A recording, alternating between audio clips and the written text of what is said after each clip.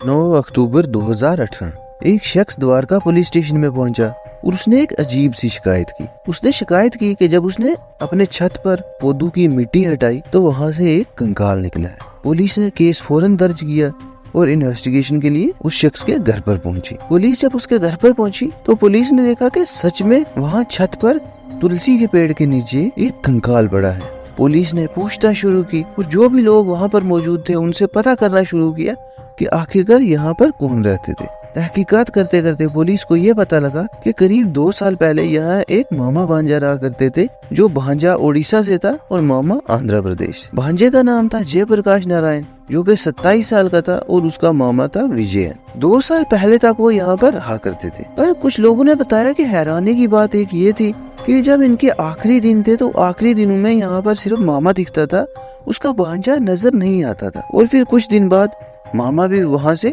चला गया और फिर कभी लौटकर वापस नहीं आया। पुलिस ने तहकीकात शुरू की और तहकीकात में कुछ हद तक पुलिस को पता लगा कि ये कंकाल किसी और का नहीं बल्कि भांजे जयप्रकाश नारायण का है। जयप्रकाश के घर वालों से संपर्क किया गया तो पता लगा कि साल 2017 से बाद जयप्रकाश गायब है और सेम उसके मामा का भी केस है। जयप्रकाश का कोई अता पता नहीं और उसका मामा जो है उससे भी कोई संपर्क नहीं है।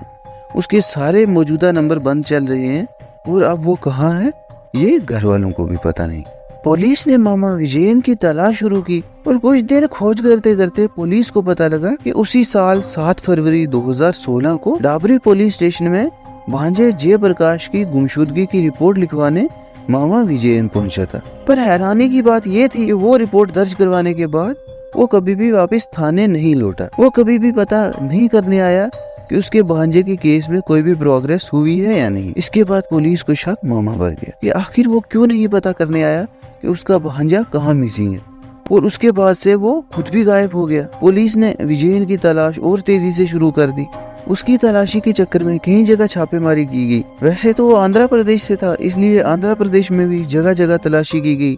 इसके बाद पंजाब, दिल्ली और आसपास के इलाकों में उसकी बहुत जगह तलाशी की गई, पर वो कहीं हाथ नहीं लगा। कुछ देर केस चलने के बाद पुलिस को अपने किसी खबरी से खबर मिली कि वो हैदराबाद में हो सकता है। पुलिस को जैसे ही ये खबर मिली, पुलिस फौरन विजयन को ढूंढने हैदराबाद पहुंची तो पुलिस को पता लगता है कि वो वहाँ पर फिल्म सिटी में ऑडिशन दे रहा था और वो किसी तरह फिल्म सिटी के अंदर जाना चाह रहा था। पुलिस ने उसे फौरन वहाँ से गिरफ्तार कर लिया और उसे उठाकर दिल्ली पुलिस स्टेशन में ले आए। पुलिस स्टेशन लाने के बाद उससे पूछताछ शुरू की तो उसने साफ साफ मना कर दिया कि नहीं, कि मैं अपने भांजे का कत्ल क्यों करूंगा। पर जब पुलिस ने सख्ती की और उसे बताया कि नहीं, छत पे जो तुमने तुलसी का पेड़ लगाया उसके नीचे से कंकाल मिला था, तो मामा टूट गया और उसने सारी कहानी पुलिस को बता दी। और जो उसने वजह बताई इस कत्ल की, उसे सुन आप हैरान हो जाएंगे। विजयन ने बताया कि करीब 2 साल पहले जब वो यहाँ पर रहता था तो उसकी एक गर्लफ्रेंड थी, पर उसकी गर्लफ्रेंड के साथ उसके भांजे जयप्रकाश की नजदीकियां कुछ ज्यादा ही बढ़ रही थी, जो कि उसे बिल्कुल भी पसंद नहीं थी। और वो नजदीकियां इस हद तक बढ़ती गई कि आखिरकार मामा ने सोचा कि क्यों ना इस भांजे को रास्ते से ही हटाया जाए। और भांजे को रास्ते से हटाने के सिलसिले में उसने ये प्लान बनाया कि वो भांजे को बिल्कुल जान से मार देगा। और इस प्लान को अंजाम देने के लिए आखिरकार एक रात को मामा विजयन ने पंखे की मोटर से भांजे के सिर पर वार किया और फिर उसे जान से मार डाला। जान से मारने के बाद अब उसकी लाश को वो कहाँ ठिकाने लगाए, इसलिए उसने एक और प्लान बनाया। उसने मकान मालिक से बोला कि वो अपने टेरेस पर तुलसी का पेड़ लगाना चाहता है, इसलिए वो वहाँ पर बहुत सारी मिट्टी डलवाना चाहता है। जिसके बाद मकान मालिक राजी हो गया और विजयन ने वहाँ पर मिट्टी डलवा दी।